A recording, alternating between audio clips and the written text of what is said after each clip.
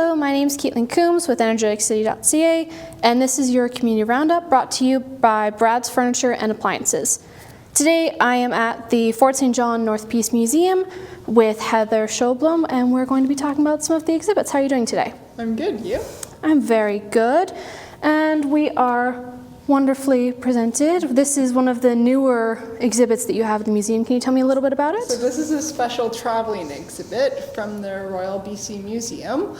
So it's all about mushrooms. It's called BC's Marvellous Mushrooms, and it's here from now until the very beginning of September. So basically it takes you through the whole fabulous array of mushrooms that we have here in British Columbia, over 3,000 species. Part of the exhibit includes models of some of the edible mushrooms throughout British Columbia, some from our area, some not. And then it talks about the many different uses from mushrooms, so how Indigenous people have used mushrooms, using mushrooms for medicine and dye. It does get into magic mushrooms too. Yeah, I mean, pretty much mushrooms are amazing, and there are so many uses for them beyond just eating them. So. Okay, and have you seen a lot of traffic to this exhibit? How's things been introduced? So we've had it for about 2 weeks now, and we've had, June is always very busy with school groups. We do offer a special program that goes with this exhibit for schools and camps. So we have one group of homeschoolers who's just come and done that program, and then we have a few school groups and several summer camps coming to do it as well. So we've had good traffic in here, and we know people, tourists and like regular visitors and so on, are quite interested in mushrooms. This exhibit is based on a book called Mushrooms of British Columbia by Kem Luther and Andy McKinnon, and that book has for long been a bestseller in our gift shop, so we knew there was a lot of interest in this area, and certainly people going through are also buying some of the mushroom guides and so on that we carry. Okay, and have you had exhibits like this in the past of the museum, either about mushrooms or focused on flora and fauna?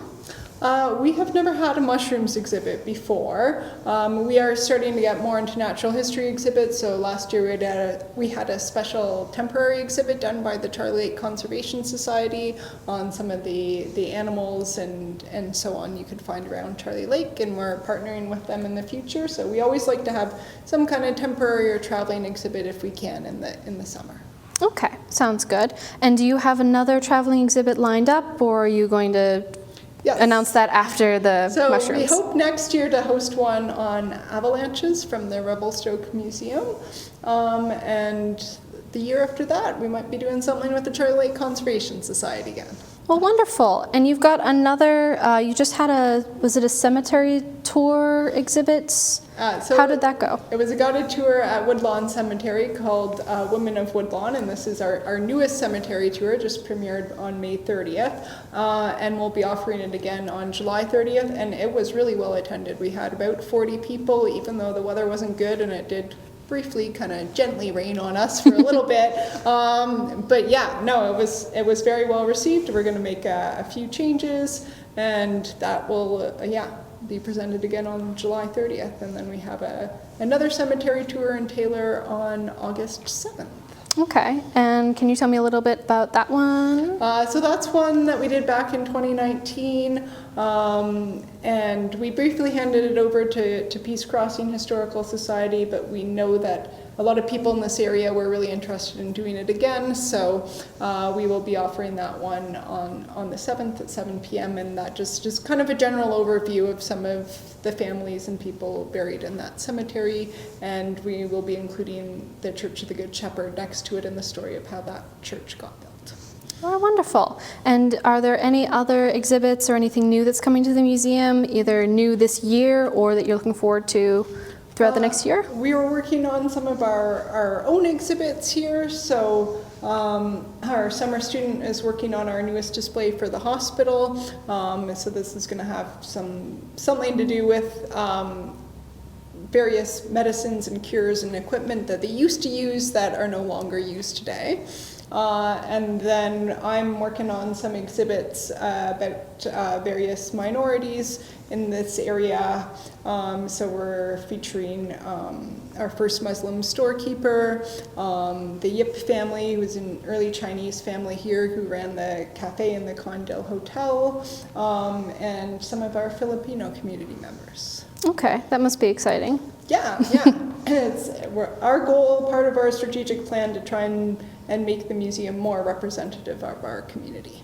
Wonderful, representing the history and also what's happening today. In different cultures, yes. Wonderful. And is there anything else that you wanted to mention about the museum, about the exhibits, anything like that before we finish off today? We have our big fundraiser, our yard sale. It was supposed to be this weekend, but we have postponed because it looks very rainy this weekend. So that'll be on June 22nd, so the following Saturday, from 9 to 2 in the museum yard. Okay, and if people want to kind of contribute or anything, they just drop by the museum? Yeah, we're accepting donations for the sale, or if anyone wants to volunteer and help, that would be great. But yeah, anything really apart from clothing or large appliances and electronics can be dropped off at the museum anytime we're open, Monday to Friday, 9 to 5, or Saturday, 11 to 4. Wonderful. Well, thank you very much, Heather. Once again, this has been Caitlin Coombs with energeticcity.ca with Heather at the Fort St. John North Peace Museum. Thank you very much. This has been sponsored by Brad's Furniture.